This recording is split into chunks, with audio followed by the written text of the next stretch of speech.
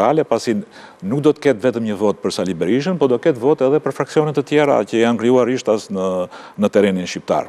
Dhe këto fenomene, pavarësisht se mund të kenë edhe imitim i lëvizjes pesyjet në Itali, që dinë mirë se çfarë nuk duan. Po flisni për Partitë e Reja apo Partitë Demokratike, se Partitë e Reja. Do me thënë, janë lëvizje politike, organizata... Ndjen këto si pasysh, ndjen në teren? Mendoj që nëse ne nuk do të bëjmë atë që duhet, ato mund të thithin një pjesë të votuesve që din vetëm çfarë nuk duan. Dhe në këtë moment, mendoj që rreziku më i madh joni, nëse ne do të shmangnim këtë gri, që është shumë e rëndësishme, që të te kaloj vetëm çfarë nuk do, dhe të kuptoj se në çfarë udhkryqi ndodhet Shqipëria në 11 maj, dua ta them siç është udhkryq. Është një udhkryq dhe po së kuptua si një udhkryq. Ju mendoni që mund të shkojë edhe në prodhimin e mandateve për këto partitë? Mund të shkojë edhe në mund të shkojë, sipas mendimit tim, një skenar negativ do të jetë që ne të mos kapim 70 votat. Pra e thoni është der në këtë pikë?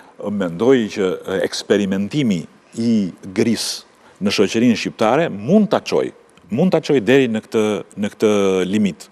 Dhe kjo është arsyeja pse e konsideroj udhkryq 11 majin, pse jemi duke bërë një fushat aq të ashpër për 11 majin dhe pse nuk e kemi marrë kaq lehtë 11 majin, sepse gjëja më e rrezikshme për ne tani do të ishte të thoshim Berisha është i skualifikuar, ne kemi fituar betejën, thjesht po diskutojmë do marrim 74 apo 82. Deklaratë e fort kjo, Prisita. Unë mendoj që është deklaratë e dur, nuk më ndaj të njëjtën pikpamje me zotin Majkon, nuk asnjëherë nuk më do të pëlqente të hysh në betejë, qoftë edhe për të ngritur moralin e ushtrisë ose moralin e të gjithë njerëzve që hyjnë në këtë betejë me idenë që shikose edhe mund ta humbasim, sepse kjo e dëmton të hysh me psikologjinë e humbsit, por më tepër faktorizon një si Berisha, po flas si e perceptoj unë. E kam dëgjuar zotin Majkon dhe një ditë tjetër që e tha këtë pjesën që nuk përjashtohet mundësia, edhe më ka çuditur sepse zoti Majko mendoja që do të kishte tjetër vizion. Mendojnë që ndoshta kështu i vëmë më shumë në pozita pune, mendoj që jo, nuk i vëmë më shumë në pozita pune, SB. Unë besoj deri tani që karta e fortë e Ramës deri më tash është ajo e BE-s, që po luan fuqishëm dhe besoj se do i sjellë rezultat.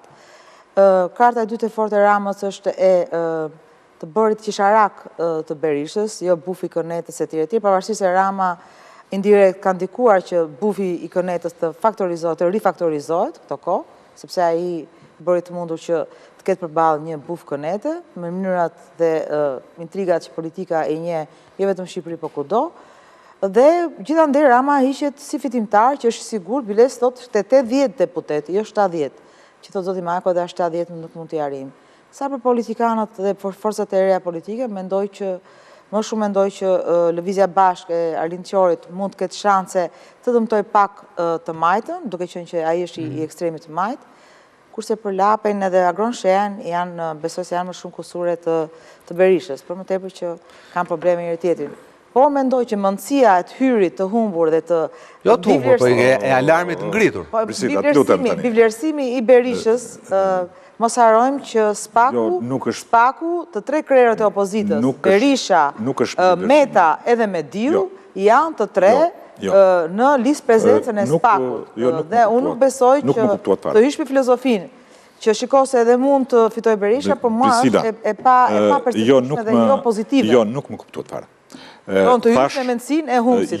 Ne kemi parë betejat shumë mëdha në historinë e njerëzimit, që për shumë kohë të them... Vlerën e Pantos, që ka qenë madhështore mes muslimanëve dhe katolikëve, dihet disproporcioni i forcave dhe katolikët e fituan pikërisht nga morali dhe nga fryma. Jo më që PS-ja vërtet ka 4 mandate, është përpara një konsumizmi dhe është me të drejtë. Po mirë, atëherë ka drejtë në shqetësimin e diçka që thot Pandi. Pra kur jetë 12 muaj në pushtet, e kam ka shpërsia e fushatës dhe normal që duhet t'i jap pasion fushatës.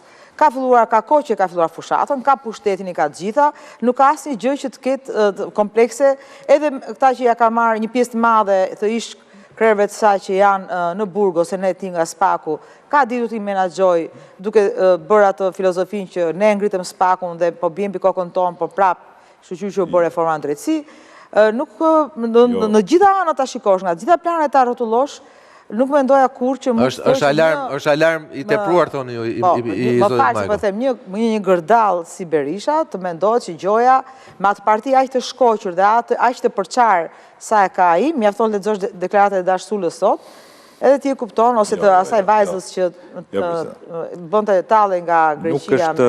Nuk është vlerësim as i PD-s, as i Berishës, por është vlerësim i një elektorati. Nuk frymëzon Berishën. Një sekond, të lutem. Është vlerësim i një shtrese njerëzish, të cilët për shumë arsye mund të kenë pakënaqësi në marrëdhënie me ne, dhe të cilët na kanë votuar në 3 palëzgjedhje. Dhe ne duhet ta shohim realitetin ashtu siç është. Nëse në kutinë e votimit ne na krijohet një kryq, është nga mos pjesëmarrja e kësaj shtrese njerëzish. Dhe në qoftë se ne nuk do të rigjejmë komunikimin me këtë shtresë njerëzish, ne do jemi në problem. Dhe nuk është kjo për të vlerësuar Berishën. Kjo është për të rivlerësuar pozicionin ton me një pjesë të njerëzve, të cilëve ju ka ardhur shpirti në majtundës me kadastrat, ju ka ardhur në majtundës me shërbimet, ju ka ardhur me disa nga problemet që janë shfaqur gjatë qeverisjes son, dhe tani do më falni. Por këto probleme ekzistojnë. Dhe në qoftë se ne konsiderojmë këtë të rëndësishme, është hera e parë që një forcë politike diskuton pas 3 mandatesh, dhe janë 3 mandate që kanë kaluar me logjika të rënduara, ka pas tërmete, ka pas situatë të rënduar shtetësore. Pas krizë politike më të madhe mbas 97 se keni pasur në 2019. Dhe nga ky lloj koncepti, ne duhet të dim trokasim tek kjo lloj shtrese. Dhe po nuk ja the asaj lloj shtrese që sot që po diskutohet dhe këtu është strategjia më e rëndësishme që ne po diskutojmë. Ne po diskutojmë një fakt shumë të rëndësishëm që ka të bëjë jo thjesht me fitoren e Partisë Socialiste. Ne po te i kalojmë çështjen e fitojmë ne teknikisht apo nuk e fitojmë ne teknikisht, sepse qëllimi kryesor dhe që ne po përpiqemi të ulim barierat ndërpartiake midis votuesve është për të ftuar të gjithë në masë të gjerë njerëzit, dhe për këtë arsye është kujtuar dhe 92-shi, për një pjesë të madhe të njerëzve që ende nuk kanë vendosur të na votojnë. Çështja e integrimit në Bashkimin Evropian është një shans i humbur një herë për Republikën e Shqipërisë. Dhe kjo për shkak të çmendurisë politike, jo për shkak të njerëzve.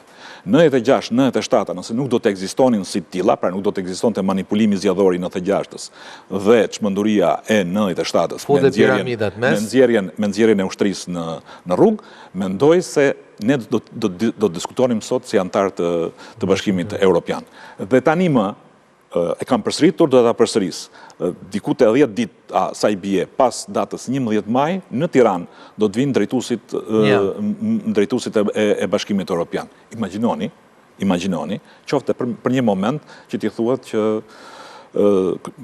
kryeministri nuk do të jetë drama, por jemi në një krizë politike, minimalja, jemi në krizë politike, nuk po gjejmë akoma matematikën se si do të bëjmë shumicën e ardhshme. Dhe mos më thoni që sot gjysma e partive që janë rishtare apo që duan të futen fort në skenën politike, nuk duhet të jenë çelësi politikës shqiptare. Betejë do të jetë shumë e ashpër, jo për shkak të forcës së Sali Berishës, po për shkak të qëndrimit të natyrshëm tonin dhe problemeve që na kanë shoqëruar për 12 vjet dhe për mënyrën se si ne po i drejtohemi shoqërisë shqiptare. Berisha në këtë pikë nuk ekziston në marrëdhënien midis nesh dhe shoqërisë, sepse ky është një problem që ka të bëjë me qëllimin e kësaj fushate, integrimin në Bashkimin Evropian. Dhe këtu vota për PS-n është votë për Shqipërinë. Pra është dhe sigurisht betejë më e madhe nuk është me Berishën, thatë, por është me veten tuaj. Pikërisht. Publicitet dhe rikthehemi pas pak.